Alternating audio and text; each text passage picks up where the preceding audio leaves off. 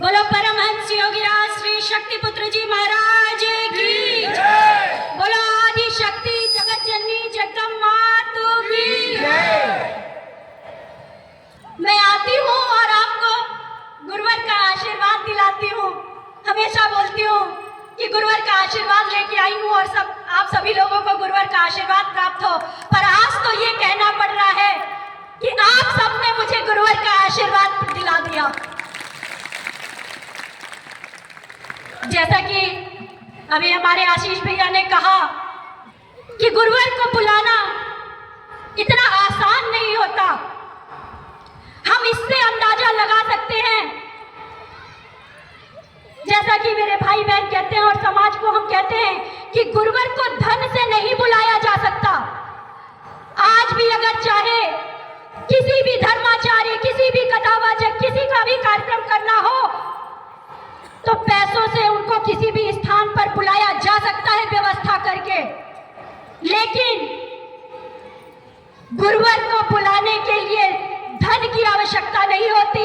गुरुवर को बुलाने के लिए तो हमारे भाव और मन ही होते हैं, जिसके माध्यम से हम गुरुवर को यहाँ बुला सकते हैं। और इससे अंदाजा लगाया जा सकता है कि पिछले 4 वर्षों से मेरा जबलपुर में निवास हो रहा है। गुरुवर की पुत्री होने का सौभाग्य प्राप्त हुआ। उनकी पुत्री होने के बावजूद उनको अपने ही इस आवास में बुलाने के लिए मुझे 4 वर्ष लग गए, तो अंदाजा लगाया जा सकता है।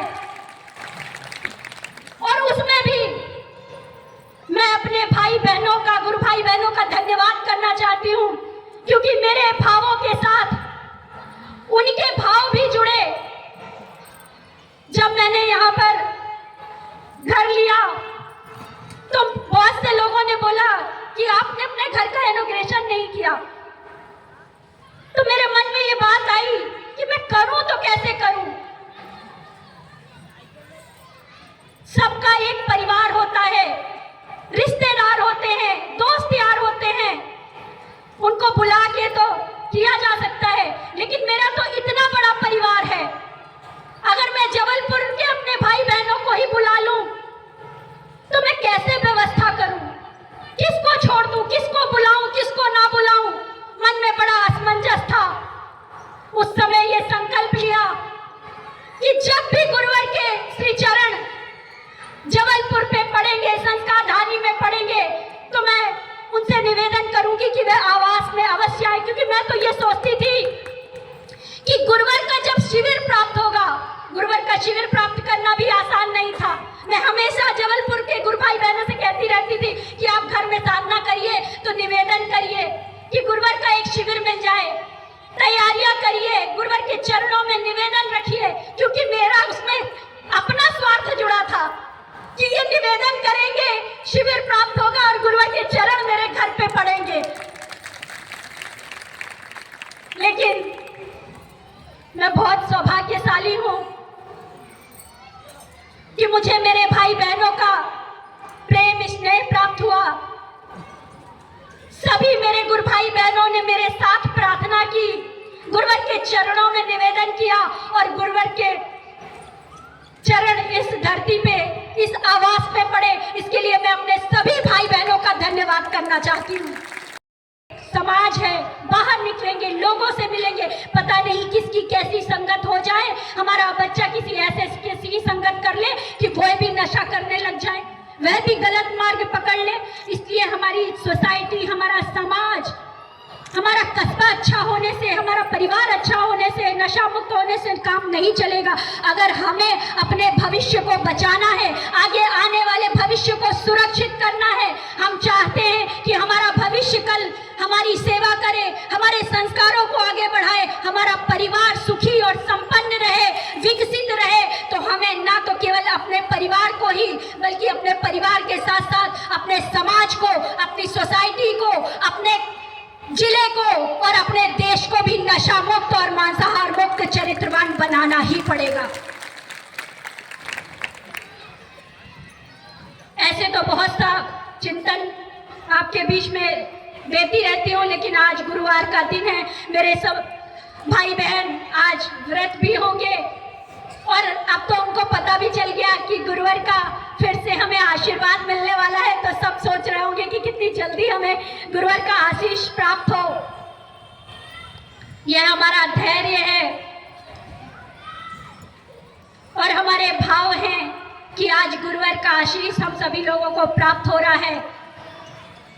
आज भी हम गुरुवर से यही मांगे कि हे गुरुवर, हमें इतना चेतनावान बनाना, हमें इतना धर्मवान बनाना, हमें इतना कर्मवान बनाना कि हमारे जीवन में भले ही कितनी समस्याएं क्यों ना आ जाए, लेकिन जो समाज कल्याण का प्रण हमने ठाना है, जो समाज को सुरक्षित करने का, सुव्यवस्थित करने का, संस्कारवान बनाने का, चरित्रवान बनाने का, नशा मुक्त, मांसाहार मुक्त बनाने का जो संकल्प हमने ठाना है, उसमें कभी कोई कमी ना होने पाए। गुरुवर, हमारे कदम जिस तरह से समाज कल्याण के लिए आज आगे बढ़ रहे हैं, वे निरंतर प्रतिदिन इसी तरह बढ़ते रहें और आपका और माता आदि शक्ति जगत जननी जगदम्बा का आशीर्वाद और उनकी कृपा दृष्टि हम सभी लोग को प्राप्त होती रहे, ऐसा आशीष हमें प्रदान करिए गुरुवर।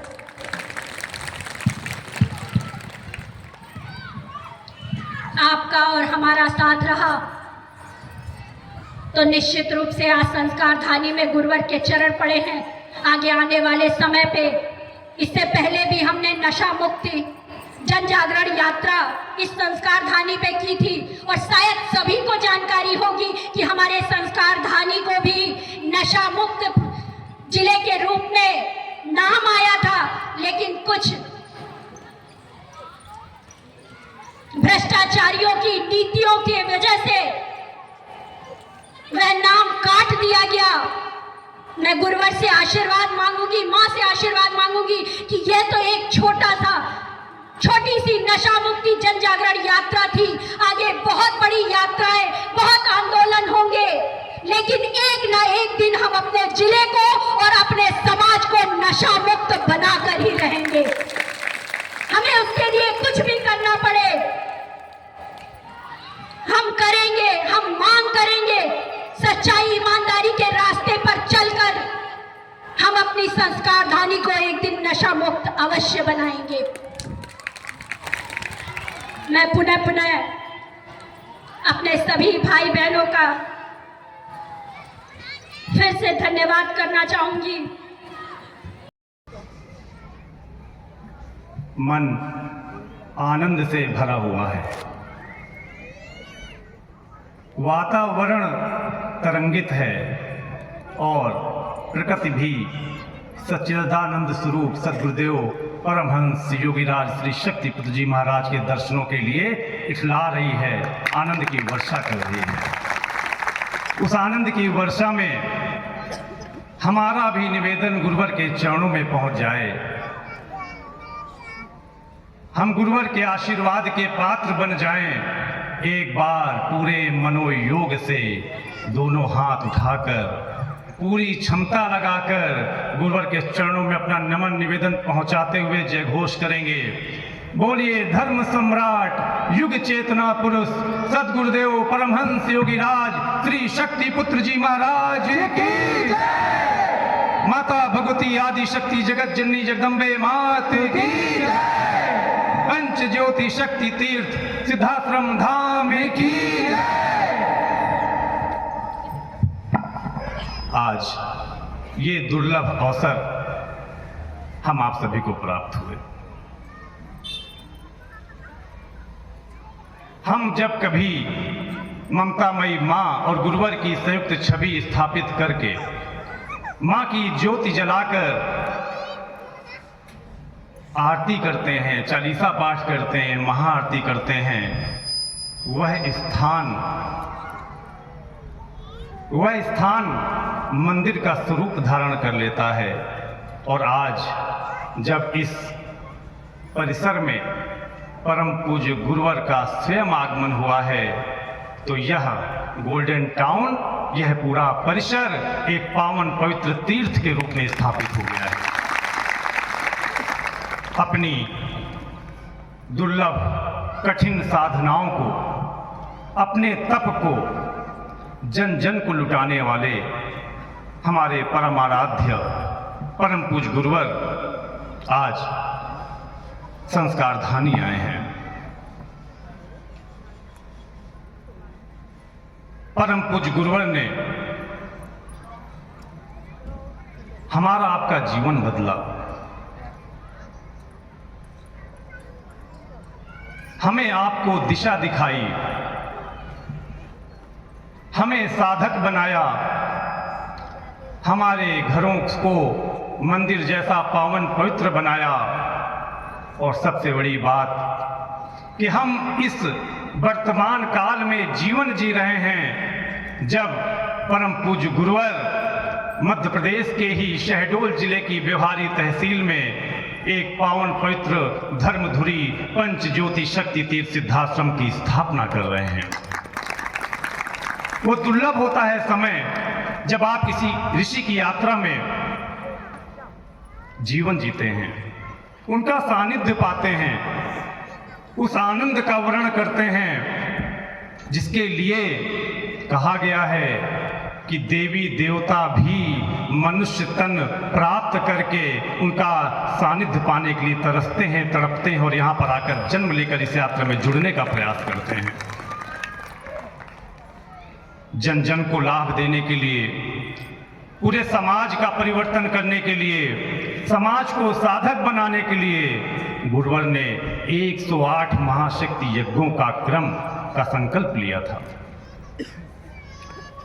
8 महाशक्ति यज्ञ समाज के बीच में जब संपन्न किए गए तो लोगों ने देखा उन दुर्लभ क्षणों की, उन अनुभूतियों को जाना और समझा जिन्होंने उन यज्ञों में अपनी उपस्थिति दर्ज कराई थी।